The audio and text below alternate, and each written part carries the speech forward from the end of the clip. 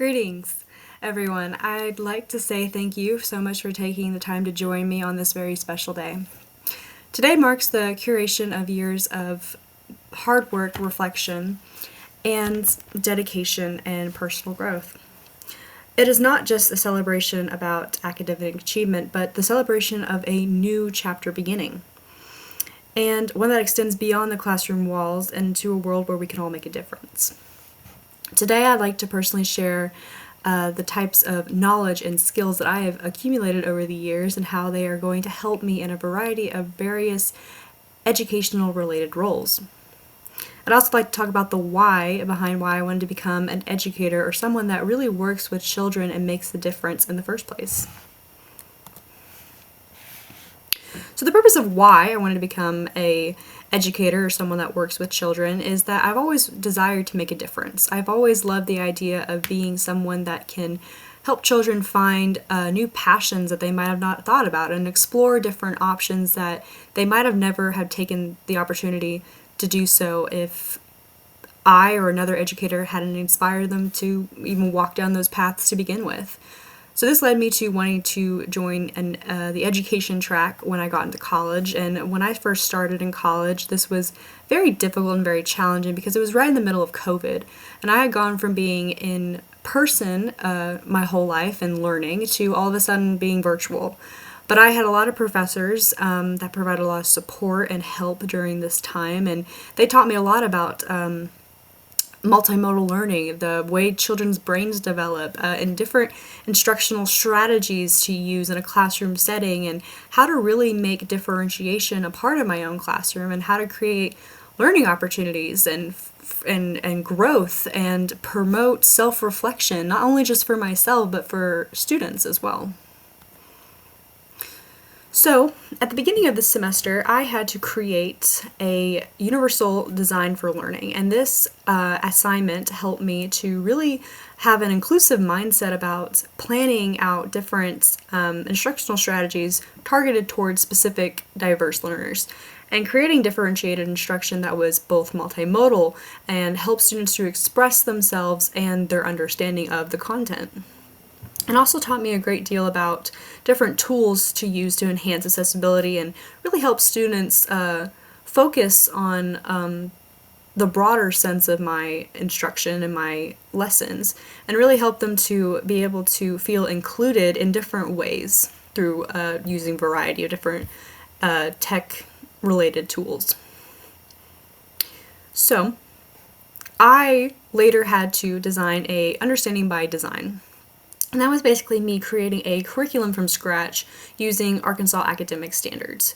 Now, the standard that I chose was natural disasters and how human environmental impacts can affect natural disasters. The natural disaster that I mostly focused on was flooding, and having students really focus on connecting flooding to real-world scenarios and concepts, and basically getting them to really dive into what do they already know about flooding and what do they need to know about it going forward, and how can they create solutions to really prevent it from being harmful to both people and the environment in the future. So how I planned for my student readiness was very tricky, and it was probably one of the most difficult challenges that I had to face, and that was because the data that I had for my pre-assessment and creating my UBD was fake. So I initially took the observations that I remember collecting from the time that I spent in a third grade classroom at Holcomb Elementary, and really remembered, tried to really implement a lot of the different observations that I noticed. So a lot of times, the students in that classroom really loved hands-on activities where they can be engaged and they can work in small groups or with peers and really collaborate. They really love collaborating with others, and they also really liked games, all of which I really tried to incorporate into my lessons for my UBD. And I really tried to make my lessons where students would not only collaborate with partners, but also self-reflect on their own learning. And that was a really big thing that I tried to make consistent throughout my whole UBD.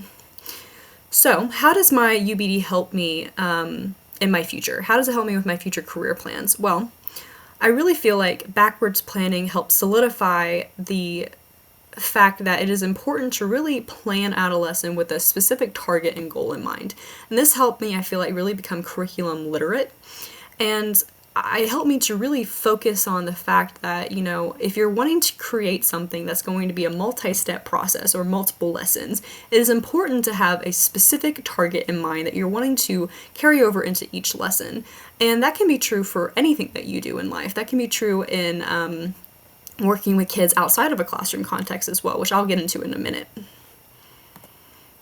So some of the lessons that I learned was intentional planning and preparation, and that was really planning thoroughly and setting clear goals and having flexibility in my lessons and my lesson structure. And especially if I had taught these lessons, being flexible in time management, being flexible in creating different types of learning opportunities for students, so multimodal, differentiated, you name it. And number 2 is trying to create a learning environment. Creating a positive and engaging and learning environment is very essential in a classroom setting and or in any setting that is related to education. If you do not have a positive and engaging learning environment, students are most likely not going to pay attention, and they're not going to really take away what you're wanting them to. So it's very important to try to make it very positive, whether through feedback, again, with high quality instruction. So if you're wanting to make a positive environment and have high quality instruction, that is really making the environment engaging and providing a lot of positive feedback and reinforcement and helping really get students to really self-reflect on their own learning. That is what the core of making lessons engaging is. Of course, being a professional in all these is really showing that you and modeling that you have responsibility and accountability and commitment, that you are committed to helping students learn, and that you are accountable. You are someone that they can depend on. You are a support system for them, and you are responsible for helping these students learn and grow in meaningful and impactful ways. That leads me to wanting to talk about the future. So the future path that I have is a little bit different than I had originally planned. Originally, I had wanted to go into educating as a teacher, but some plans have changed, and so some other career paths that I have looked into was being a museum educator, being an academic advisor, or maybe even being an educational event planner. So I feel like that while all these career paths aren't in the classroom or aren't set in a classroom, that it's important to really realize that education and being an educator does not mean just being in a classroom. You are able to teach, and students can learn in a variety of different ways. And so long as you foster creativity, critical thinking, and growth in those types of paths for students to still grasp and understand, that is the essence of what being an educator is really fostering creativity, critical thinking, and growth.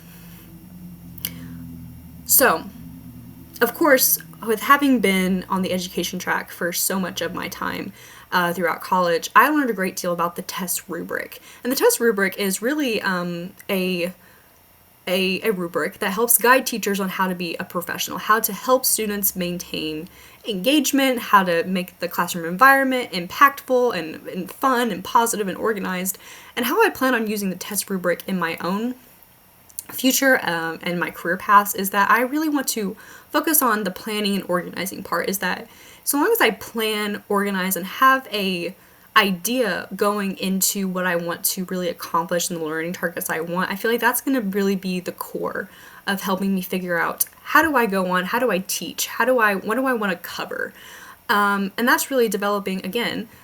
Going forward, I also want to develop learning environments to promote respect and engagement and inclusivity, because as long as I develop environments that are positive, students are more likely to learn, grow, and succeed, especially if they feel like they're included.